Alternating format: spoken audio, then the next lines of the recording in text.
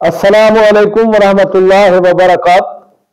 Second year Urdu کے طلباء، میں ڈاکٹر سعید عاصم آپ سے مخاطب ہوں۔ آج میں آپ کو اسرار الحق مجاز لکھنوی کی نظم نوجوان سے خطاب کا خلاصہ سمجھاتا ہوں۔ اے نوجوان، اگر تو اپنے اندر آگ جیسی تپش، بجلی جیسی تیزی اور بادل جیسی گھن گرج پیدا کر لے تو موت بھی تیرے سامنے کانپ اٹھے۔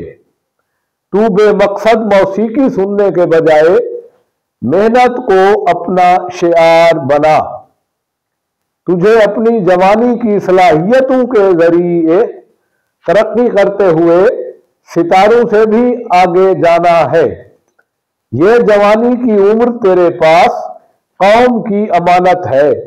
اس سے قوم کی ترقی میں اہم کردار ادا کرتے ہوئے اس کے راستے میں خوشیوں کے گلاب اگا۔ تو سکون کی تمنا کرنے کے بجائے اپنے اندر تحرک پیدا کر، کیونکہ سکون حاصل کرنے کے خواہش مند تو بوڑھے لوگ ہوتے ہیں۔ اگر ملک و قوم کی خاطر تجھے اپنی جان کی قربانی دینی پڑے تو دے دے، کیونکہ تیرا بہایا ہوا خون رائے گا نہیں جائے گا۔ عزیز طلبہ، امید ہے نظم کے خلاصے کے یہ پوائنٹس آپ کو اچھی طرح سمجھ آ گئے ہوں گے۔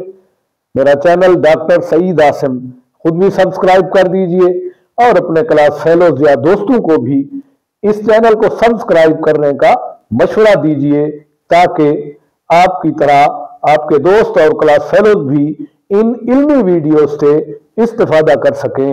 اللہ حافظ۔